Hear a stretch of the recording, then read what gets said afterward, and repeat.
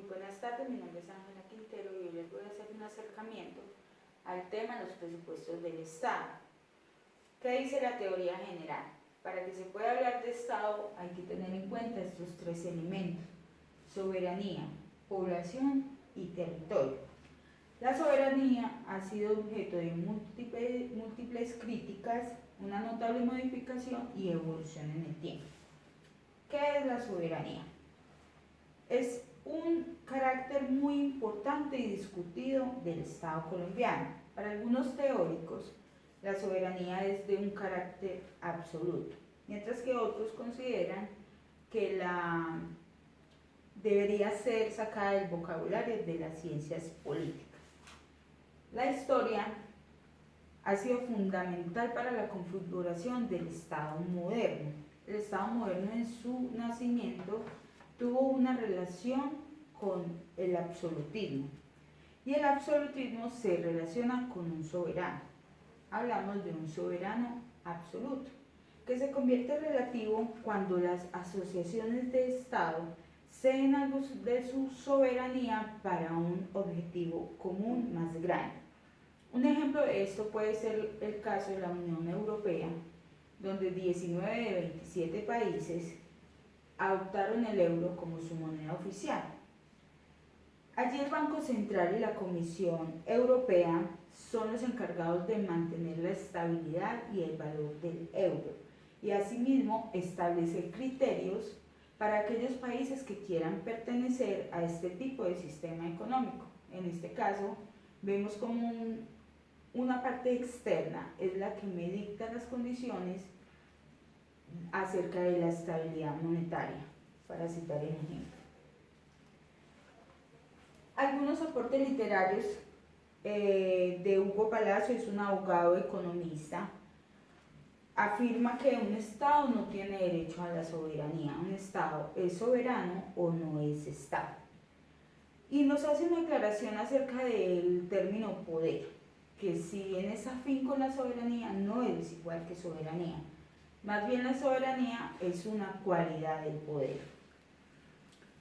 Continuando con Palacio, él hace una afirmación que la soberanía es el carácter de exclusividad y supremacía que tiene el poder del Estado sobre otros poderes del mismo Estado en un sistema social político. Desde otro punto de vista también se habla de una soberanía popular y nacional.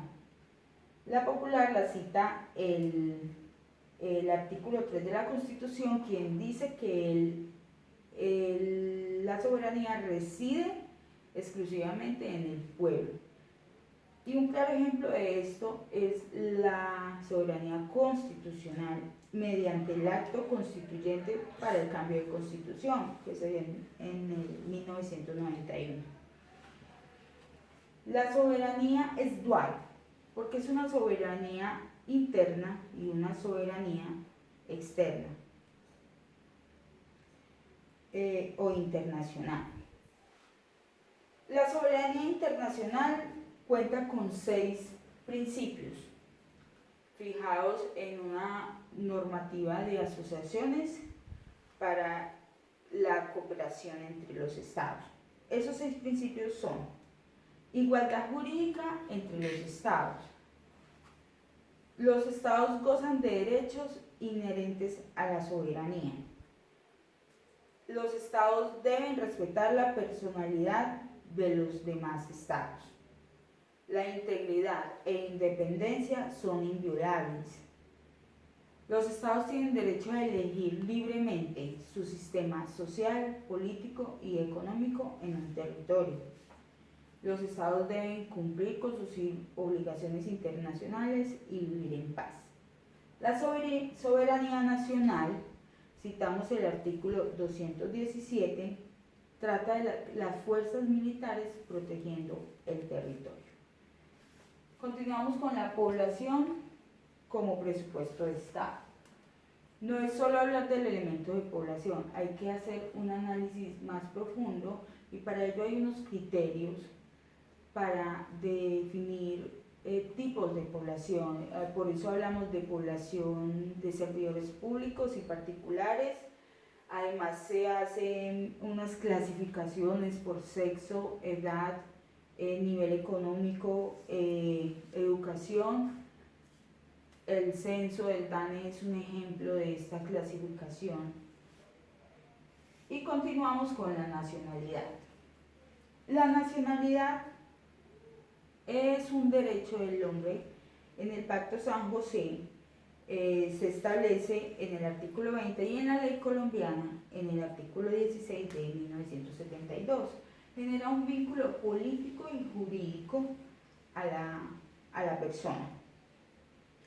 El político por la sujeción del individuo a un Estado y el jurídico erige al sujeto de derechos y deberes. La prueba de la nacionalidad son la cédula de ciudadanía para mayores de 18, el registro civil para menores de 14 y la tarjeta de identidad entre 14 y 18 años. Se adquiere la nacionalidad con el nacimiento. También se puede adoptar una nacionalidad, como ya lo hemos visto en otras clases, y también se puede perder. Esta pérdida es bajo ciertas condiciones y ninguna persona que haya nacido en el territorio puede perder la nacionalidad, sin embargo puede ser suspendida.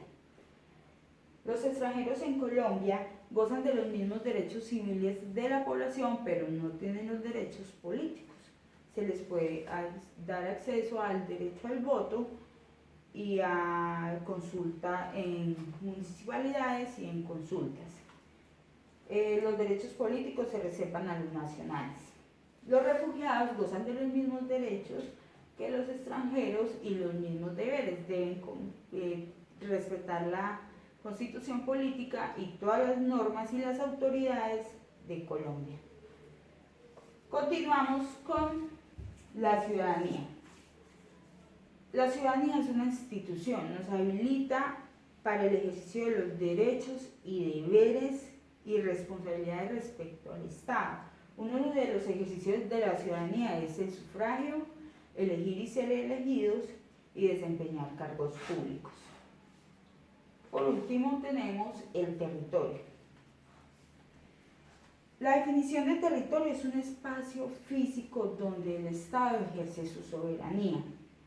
Esta definición es de derecho internacional público. Y no solo es una dimensión interna, también tiene una dimensión externa, con tratados y normas. La titularidad del territorio le pertenece a la nación. El territorio y los bienes públicos en él le pertenecen a la nación. Y el dominio eminente del Estado es un poder supremo que ejerce el Estado como expresión de exclusividad, autonomía y plenitud de su competencia frente al territorio. Ahora continúa mi compañero Neider ampliando la información. Muchas gracias.